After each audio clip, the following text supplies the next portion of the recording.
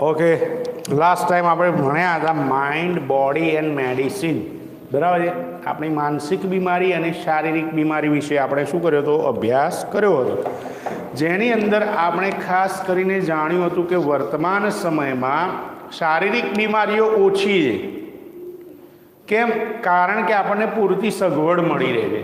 સારું જમવાનું મળી રહે છે, સારું આશ્રય સ્થાન એટલે કે રહેઠાણ છે, બરાબર છે, સારું વાતાવરણ મળી રહે છે. પણ અહીંયા કેટલીક બીમારીઓ એવી છે કે જે સાયકોલોજીકલ એટલે મનોવૈજ્ઞાનિક રીતે અસર કરે છે, જેના કારણે આપણે ગુસ્સાનો શિકાર બની જઈએ છીએ, સ્ટ્રેસ એટલે તણાવનો શિકાર બની જઈએ છીએ, બેચેનીનો શિકાર છે, અને જેના કારણે આપણા શરીરમાં એક પ્રકારની શારીરિક બીમારી ઉત્પન્ન થતી હોય છે. Sorry guys. ઓકે, તો અહીંયા આપણે જોયું હતું કે તેના કારણે આપણામાં એક પ્રકારની શું આવે છે તો કે જે અશક્તિ જેવો અનુભવ થાય છે, વીકનિંગ એટલે કે નબળાપણું આવી જાય છે આપણા શરીરની અંદર, અને જેના કારણે આપણે એક શારીરિક રીતે બીમાર હોય તેવો અનુભવ કરીએ છીએ.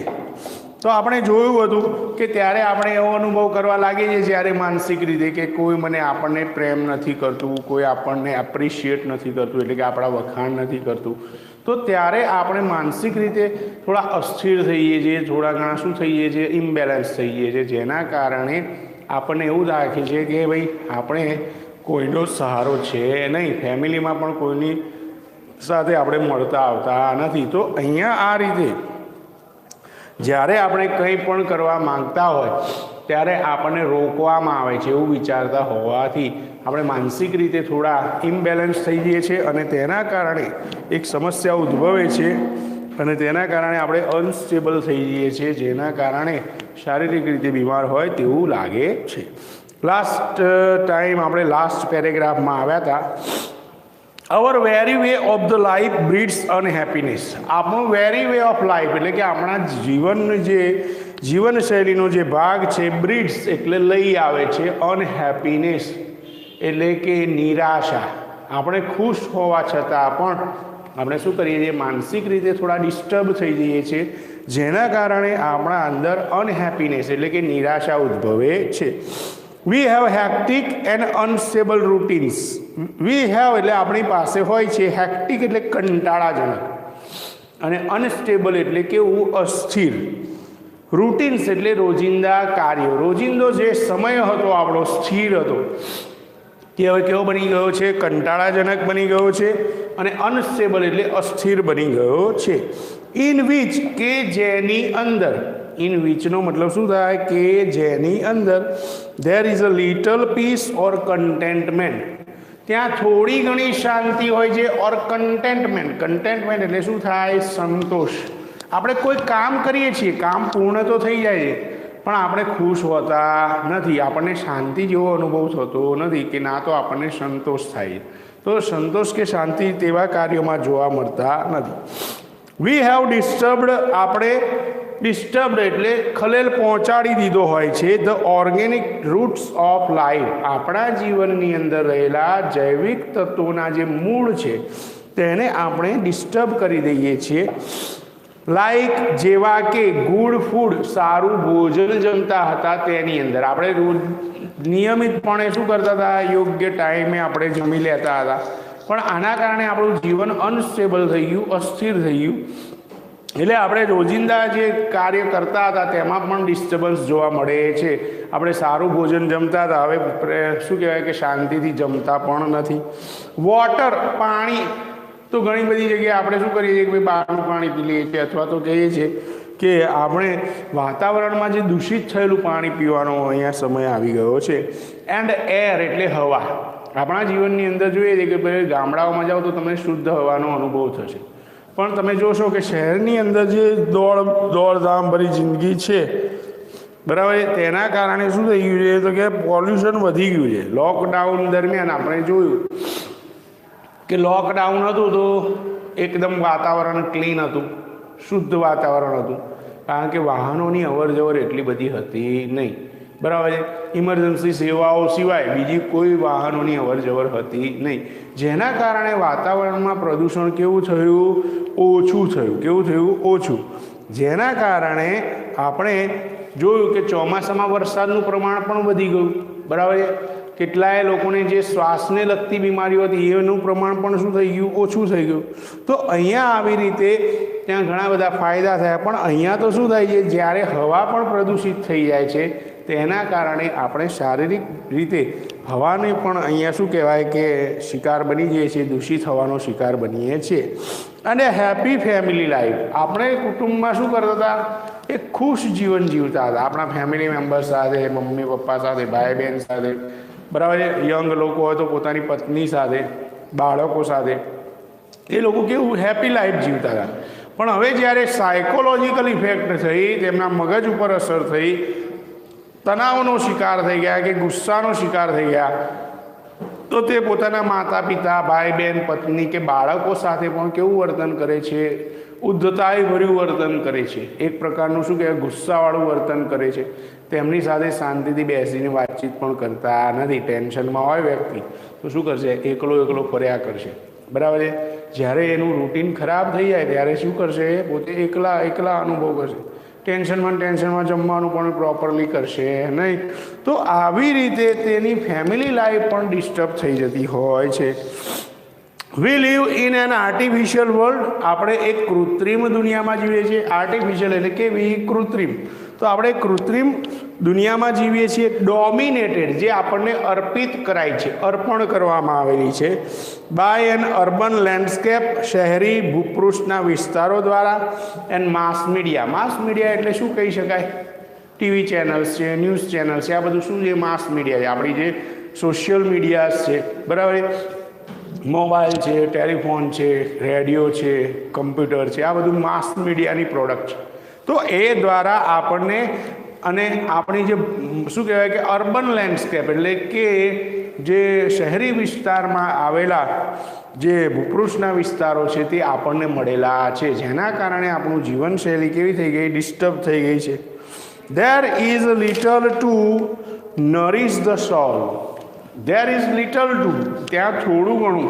નરિશ એટલે શું કરવાનું છે? તો આપણે શું કરવાનું છે? નરિશ એટલે માવજત કરવાની છે. ધ સોલ એટલે આપણા આત્માની.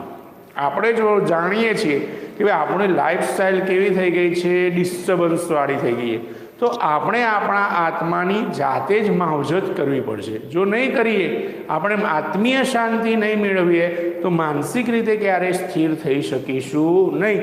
તો અહીંયા નરિશ ધ સોલ, આપણે આપણા આત્માને તેની માવજત કરવાની છે.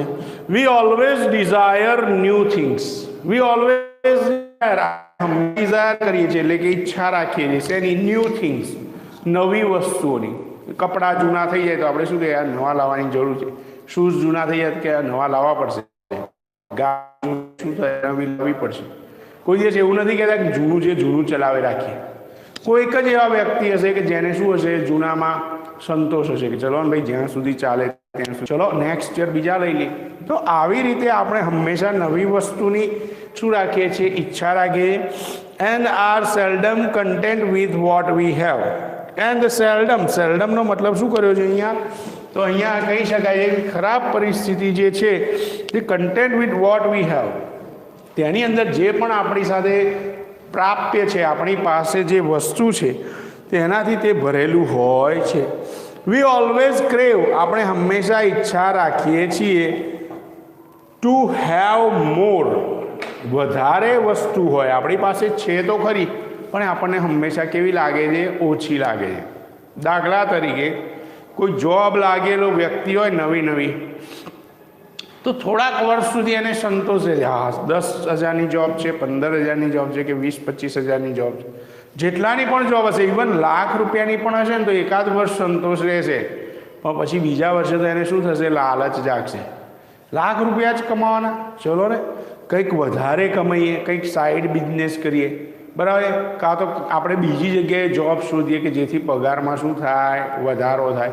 તો આવી રીતે આપણી પાસે જે છે તેના કરતાં વધારે વસ્તુની કે જે પણ પ્રાપ્ય વસ્તુ છે તેની આપણે શું રાખીએ છીએ? ઈચ્છા રાખીએ છીએ. We are never still or at rest. આપણે ક્યારેય સ્થિર કે આરામદાયક રીતે રહેતા નથી. ક્યારેય આપણને સંતોષ હોતો નથી કે ચલો ભાઈ આટલા મળે એટલું ઇનફ છે, બરાબર. 25-30 હજાર કમાઈએ છીએ, આપણું રોજનું જીવન નીકળી જાય છે શાંતિથી. આમાં કોઈ લોભ લાલચ કરવાની જરૂર છે નહીં. ના, પણ આ તો શું કહે છે, વધારે કમાવું છે એની ઉતાવળમાં રિસ્ક લઈ લે છે ઘણા બધા લોકો, અને તેમાં તે લોકો શું થતા હોય છે, ફસાઈ જતા હોય છે. તો આવી રીતે ક્યારેય શોર્ટકટ શોધવો જોઈએ નહીં. જે પણ મળે છે આપણી મહેનતથી મળે છે, સંતોષ છે, રાત્રે શાંતિથી ઊંઘ આવે છે.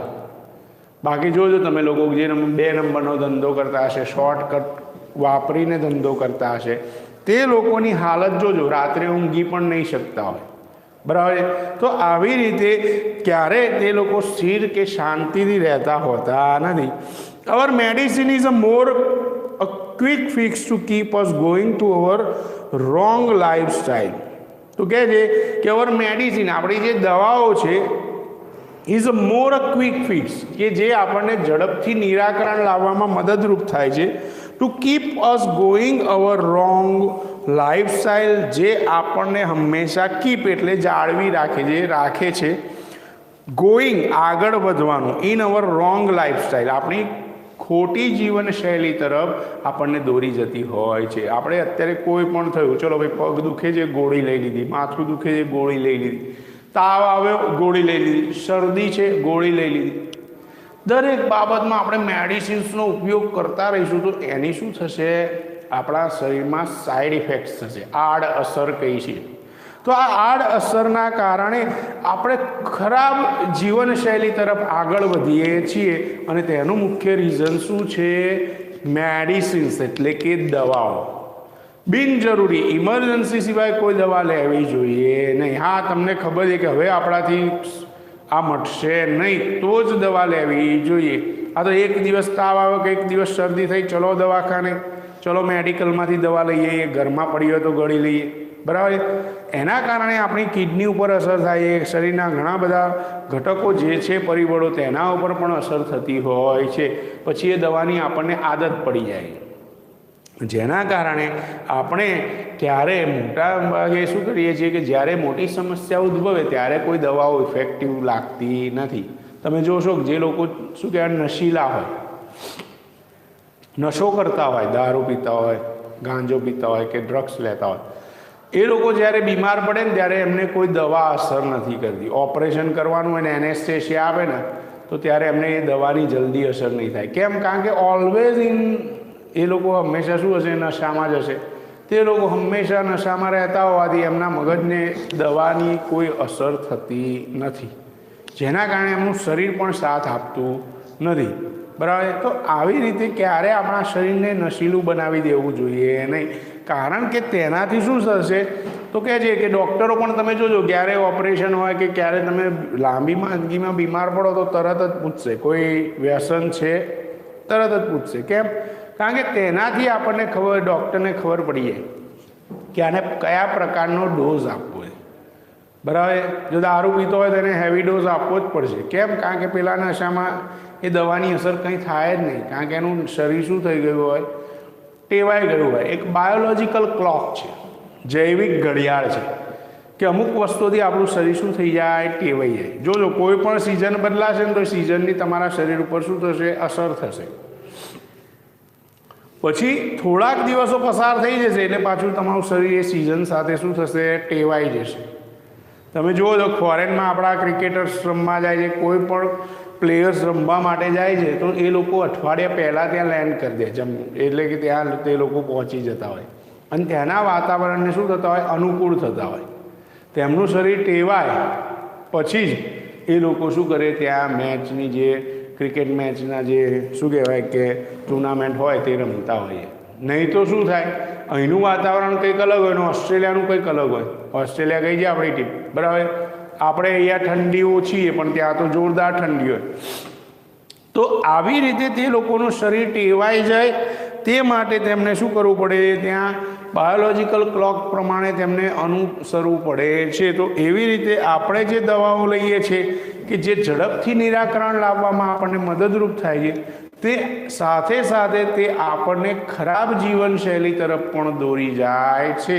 એટલે કે આપણું જીવન અસ્થિર બનાવવામાં સૌથી મોટો જો ફાળો હોય તો તે શેનો છે? દવાઓનો છે. And rarely addresses the behavioural roots of our problems. And rarely એટલે ભાગ્યે જ, એડ્રેસીસ એટલે દર્શાવે છે, રેરલી એટલે ભાગ્યે જ, અને એડ્રેસીસ એટલે દર્શાવે છે. શું દર્શાવે છે? ધ બિહેવિયરલ રૂટ એટલે કે વર્તનના કેટલાક મૂળ ઓફ અવર પ્રોબ્લેમ્સ, આપણી સમસ્યાઓની જે મૂળ છે તેને આપણા સમક્ષ દર્શાવતા હોય છે. ભાઈ આ દવા લેતા હતા ને એના કારણે શું થયું? આવી સાઈડ ઇફેક્ટ્સ થઈ. તો આવી રીતે તે આપણી સમક્ષ રજૂ કરે છે. We take a quick pill, આપણે હંમેશા દવાની ગોળીઓ લેતા હોઈએ છીએ. હોપિંગ ધેટ, તે બાબતને આશા રાખીને કે અવર પ્રોબ્લેમ વિલ ગો અવે, આપણી સમસ્યા દૂર થઈ જશે. આપણે ઓલવેઝ દવા છે ને એટલે કોઈ શોખથી લેતું નથી. દવાખાને શું કામ જઈએ છીએ? કોઈ શોખથી જતું નથી. બીમાર છીએ એટલે જઈએ છીએ. કોઈને ગોળીઓ ખાવાનો, કડવી ગોળીઓ ખાવાનો શોખ છે ના. કેમ? આપણે એવી આશા રાખીને કહીએ કે ચલો ભાઈ મારી બીમારી શું થઈ જાય? દૂર થઈ જાય. બરાબર. એસિડિટી ના થયું હોય કોઈ ગોળી લેવાનું છે, કોઈ ઈનો પીવાનું છે ના.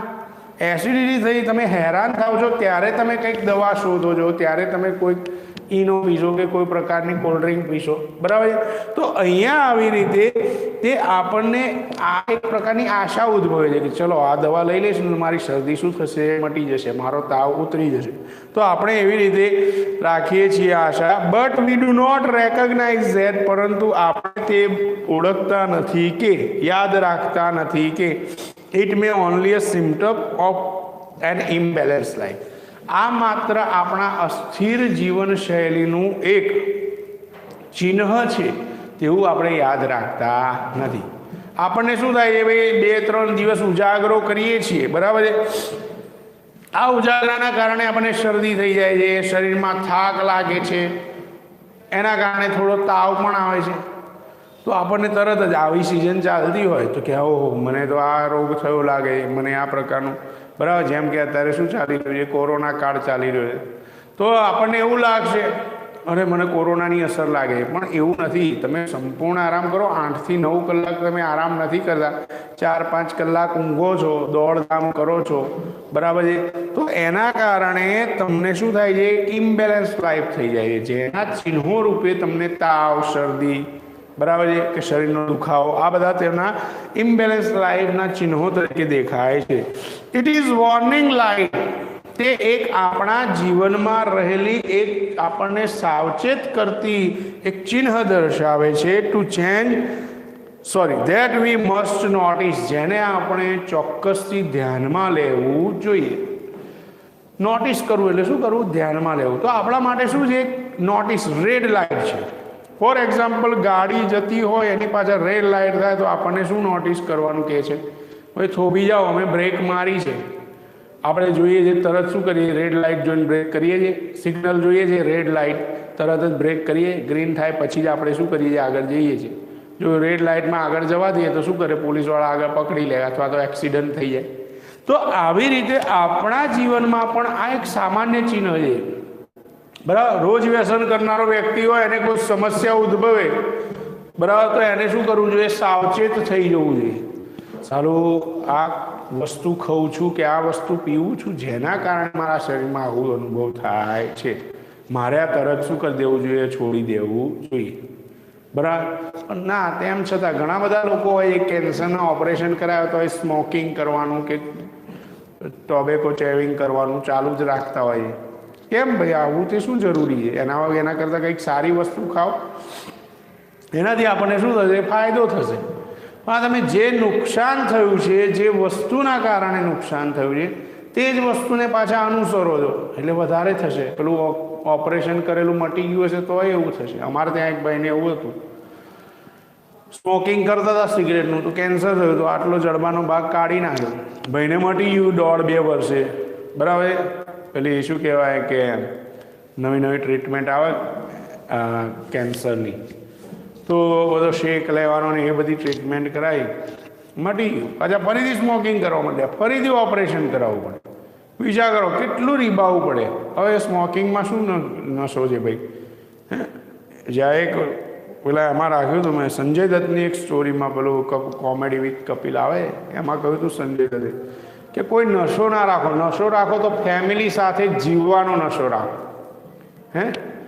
તમારું કામનો નશો રાખો, તમને જે કામ કરો છો એમાં નશો રાખો તો કામ કરવાની શું થશે? મજા આવશે.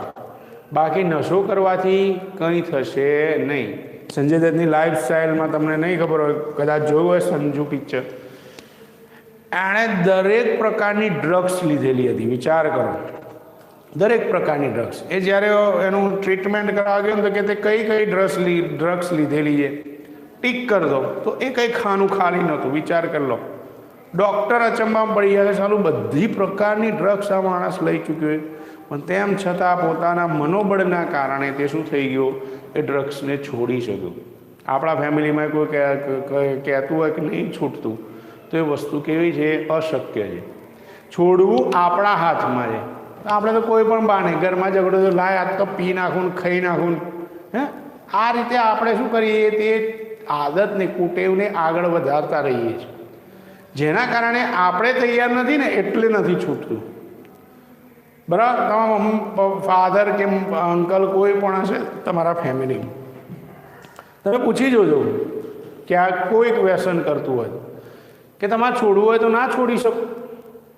ખાલી જસ્ટ પૂછજો તો એ કંઈક કહેશે. નહીં છોડવું હોય ને તો બહારનું બતાવશે, યાર આ નહીં પીતો ને, બીડી નહીં પીતો ને તો મારું પેટ ખરાબ રહે છે, મસાલો નહીં ખાતો ને તો મને કામમાં મૂડ નથી આવતો. આ બધા બહાના હોય. ખરેખર એકચ્યુઅલી શું હોય? વ્યસનની આદત પડી ગઈ, તમે તેને બંધ કરવા માંગતા નથી, માટે તે તમારાથી દૂર નથી જતું, છૂટતું નથી. બાકી જો તમારું મનોબળ હોય મક્કમ, બરાબર, તો તમે છોડી શકો છો. ઘણા બધા ફિલ્મ સ્ટાર્સ કે ક્રિકેટર્સ છે કે જે લોકો નોન વેજીટેરિયન છે, અને કેટલાક એવા છે કે વેજીટેરિયન છે. અમિતાભ બચ્ચન જો, એની જોડે કરોડો રૂપિયા છે, જે ખાવું એ ખાઈ શકે નોનવેજ, પણ તેમ છતાં એ શું છે? વેજીટેરિયન. જોન અબ્રાહમ જો, આટલા કરોડોની સંપત્તિ છે, મોમેડિયન છે, બરાબર, તેમ છતાં એ શું કરે છે? નોનવેજ નથી ખાતા. એવી તો ઘણી બધી હસ્તીઓ છે કે જો મક્કમ મનોબળ રાખે, નહીં તો એમને તો દરેક પાર્ટીમાં મળે, જે ખાવું હોય એ ઓર્ડર કરીને મંગાવી શકે, બનાવડાવી શકે ઘરે, પણ તેમ છતાં મક્કમ મનોબળના કારણે તે લોકો શું નથી કરતા? આ વસ્તુનો ઉપયોગ કરતા નથી. કેટલાય લોકો તો એવા પણ છે કે ડ્રિંક પણ નથી લેતા. દરેક પાર્ટીમાં ડ્રિંક હોય, એ લોકો ત્યાં જઈને સોફ્ટ ડ્રિંક જ પીતા હોય, હાર્ડ ડ્રિંક પીતા હોય નહીં. કેમ? કારણ કે એમનું મનોબળ મક્કમ છે કે ના યાર દારૂને હાથ નહીં લગાવવાનો, ખરાબ વસ્તુ છે. જ્યારે કેટલાય લોકો એવા છે કે રોજ સાંજે કે દિવસ દરમિયાન પીધા વગર ચાલે જ નહીં. બરાબર? તો ફિલ્મ ઇન્ડસ્ટ્રીઝમાં જો લોકો આટલા મક્કમ હોઈ શકે છે તો આપણે પણ રહી શકીએ. એમની જોડે તો કેટલું વર્કલોડ હોય છે, તો એ લોકો આવી રીતે સ્ટ્રગલમાંથી પસાર થતા હોવા છતાં પણ એ લોકો મહેનતે આ વસ્તુનો ત્યાગ કરી દેતા હોય, તો આપણે પણ શું કરવું જોઈએ? ત્યાગ કરી દેવો જોઈએ. Okay. Ayurveda on the other hand, બીજી બાબતે આપણે જોઈએ તો આયુર્વેદ ટીચીઝ હાર્મની વિથ નેચર. ટીચીઝ એટલે આપણને શીખવાડે છે. હાર્મનીનો મતલબ થાય શાંતિ અને સ્થિરતા પણ થાય. હાર્મનીનો મતલબ શું થાય? શાંતિ પણ થાય અને સ્થિરતા. તે આપણને સ્થિરતા શીખવાડે છે. શેની સાથેની સ્થિરતા? વિથ નેચર એટલે કુદરતી વસ્તુ સાથેની, સિમ્પ્લિસિટી એટલે સાદગી સાથેની, એન્ડ કન્ટેન્ટમેન્ટ એટલે સંતોષ સાથેની, એઝ કીઝ ટુ વેલ બીઈંગ. સારી રીતે જીવન જીવવા માટે ત્રણ વસ્તુ મહત્વની છે. પહેલું છે નેચર, આપણું કુદરતી વસ્તુ, જે કુદરતી વાતાવરણ છે આપણા માટે કેવું હોવું જોઈએ? યોગ્ય હોવું જોઈએ.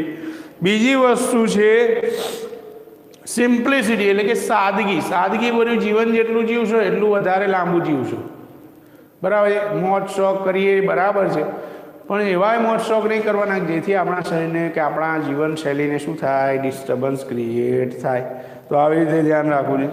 કન્ટેન્ટમેન્ટ એટલે સંતોષ હોવો જોઈએ. આપણા મગજમાં શું હોવું જોઈએ? એક પ્રકારની શાંતિ કે સંતોષ હોવો જોઈએ, જેથી આપણે જીવનશૈલી સારી રીતે જીવી શકાય. ઇટ શોઝ અસ, તે આપણને દર્શાવે છે હાઉ ટુ લીવ, કેવી રીતે રહેવું કે જીવવું, ઇન સ્ટેટ ઓફ બેલેન્સ, એકદમ સ્થિર જીવનની અંદર, ઇન વિચ, કે જેની અંદર fulfilment is a matter of being, શાંતિ એક બાબત તરીકે હોવી જોઈએ. Not having connect us with the source of creativity. Not to having એટલે કે આપણી પાસે નોટ ઓફ હેવિંગ, માનસિક રીતે શાંતિ અનુભવ કરવી જોઈએ. આપણી પાસે હોવું જ જોઈએ. આપણે કોઈની ગાડી જોઈએ કે કોઈનું સરસ મજાનો બંગલો જોઈએ તો આપણને એવું ના થવું જોઈએ કે યાર આપણી પાસે કેમ નથી, આપણી પાસે હોવું જ જોઈએ. એવું ના હોવું જોઈએ. દરેકના નસીબમાં વસ્તુ લખેલી નથી, બરાબર. એનું કોઈનો બંગલો જોઈને ઘર તોડી નખાય નહીં, આપણું ઝૂંપડું તોડી નખાય નહીં, બરાબર છે. તો આ વસ્તુને ધ્યાનમાં રાખવી. હા, તમે મહેનત કરો કે ના યાર મારે પણ આવું શું કરવાનું છે, આવી ગાડી લાવવાની છે, આવું ઘર બનાવવાનું, આવી મહેનત કરશો તો આગળ વધશો. બાકી તમે એવું કહેશો કેમ આપણી પાસે નથી, આપણી પાસે હોવું જ જોઈએ. પણ બીજાની વસ્તુ એના નસીબની વસ્તુ, એની મહેનતની વસ્તુ છે, તો એ વસ્તુ આપણી પાસે હોવી જ જોઈએ એવું ના રાખવું જોઈએ. Okay. It connect us with the source of creativity, તે સર્જનાત્મકતા જે રહેલી છે આપણી અંદર તેના સોર્સ એટલે તેના સ્ત્રોત સાથે આપણને જોડે છે. એન્ડ હેપીનેસ, અને તે આનંદ સાથે જોડે છે. વિધિન અવર સેલ્ફ, કે જે આપણી અંદર જ રહેલો છે. સો દેટ, કે જેથી વી કેન પરમનન્ટલી, આપણે કાયમી રીતે ઓવરકમ અવર સાયકોલોજીકલ પ્રોબ્લેમ, આપણી જે મનોવૈજ્ઞાનિક પરિસ્થિતિ સમસ્યા છે તેના ઉપર આપણે જીત મેળવી શકીએ. તે માટે તેને આપણામાં શું એક મનોબળ ઉત્પન્ન કરે છે. એટલે કે આપણા અંદર રહેલી જે વસ્તુ છે જેના વિશે વિચાર કરીએ છીએ કે ના ભાઈ આપણને આ વસ્તુથી સંતોષ છે, આપણે મહેનત કરીશું તો વસ્તુ પ્રાપ્ત કરી શકીશું, એવું રાખીએ મનમાં, એવી લાગણી કે એવી વિચારશ્રેણી રાખીએ તો આપણે સાયકોલોજીકલ સમસ્યામાં આપણી જે આનંદ અને ખુશી જે છે, સંતોષ છે, આપણી સર્જનાત્મક શક્તિ છે તે આપણને આગળ દોરી જશે અને આપણી સમસ્યા જે છે મનોવૈજ્ઞાનિક તેને દૂર કરી શકશે. આયુર્વેદ પ્રોવાઇડ્સ, આયુર્વેદ આપણને પૂરું પાડે છે અ રિયલ સોલ્યુશન, એક સાચું નિરાકરણ ટુ અવર હેલ્થ પ્રોબ્લેમ્સ, આપણી સ્વાસ્થ્યની સમસ્યાઓ વિશે. વિચ રિક્વાયર્સ, કે જેની અંદર જરૂર હોય છે ટુ ચેન્જ, બદલાવ લાવવાની. હાઉ વી લીવ, કેવી રીતે આપણે જીવન જીવીએ છીએ. હાઉ વી થિંક, કેવી રીતે આપણે વિચારશ્રેણી ધરાવીએ છીએ. એન્ડ હાઉ વી ઓબ્ઝર્વ, અને કેવી રીતે આપણે નિરીક્ષણ કરીએ છીએ. તો આ વસ્તુનું આપણે ખાસ ધ્યાનમાં રાખવાનું છે કે આપણી જો સમસ્યાઓમાંથી, માનસિક સમસ્યાઓમાંથી નિરાકરણ લાવવું હોય તો આપણે આપણા વિચારશ્રેણીને સુધારવી પડશે, આપણી જીવનશૈલીને સુધારવી પડશે અને આપણું નિરીક્ષણ કરવાની પદ્ધતિ જે શૈલી છે તેને પણ સુધારવી પડશે. બરાબર. કોઈ સારું કામ કરતો હોય, કોઈની પાસે વધારે પૈસા કે જવા દે યાર 2 નંબરી હોય, એવું ના કહી શકાય. એની પાસે સારો બિઝનેસ કરવાની ટ્રીક છે, એ પોતાના યોગ્ય બિઝનેસ ઉપર યોગ્ય રીતે કામ કરે છે એટલે પૈસાવાળો છે. એવું ના કહેવાય કે એના બાપાની મિલકત છે, એના બાપા બહુ મૂકીને ગયા હતા એટલે આટલું મોટું ઘર ને ગાડી લીધી છે, એવું ના કહેવાય. એનામાં શું છે, એક ક્ષમતા છે. તમે કોઈની કટાક્ષ કરતા રહેશો તો કટાક્ષ જ કરતા રહેશો, કોઈને આગળ વધતા જોઈ નહીં શકો, તમે ક્યારે આગળ વધી શકશો નહીં. બરાબર છે. કોઈની ઈર્ષ્યા કરવાથી આપણે આગળ નહીં વધી શકીએ. કોઈની પ્રગતિ જોઈને જો આપણે આગળ વધવાનો પ્રયત્ન કરીશું તો આપણે આગળ વધી શકીશું.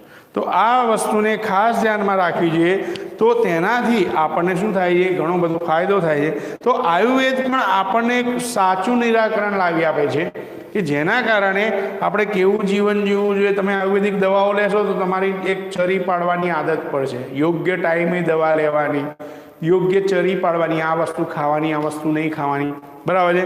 એવી રીતે ઘણી બધી વસ્તુઓનું નિરીક્ષણ કરવાનું કે ભાઈ હવે આપણા શરીરમાં ફેરફાર થાય છે કે નહીં આયુર્વેદિક દવાથી.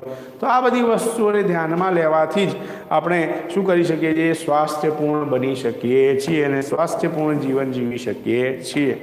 આટલે સુધી રાખીએ છીએ. લેવલ્સ ઓફ આયુર્વેદિક હિલિંગ, જે 4 લેવલ્સ છે તે નેક્સ્ટ લેક્ચરમાં ભણીશું. Till then take care bye. અને આગળ વાંચતા રહેજો તો તમને મજા આવશે, ઇન્ટરેસ્ટિંગ લાગશે થોડું, બરાબર છે. તો નેક્સ્ટ ટાઈમ મળીએ છીએ. Till then take care by.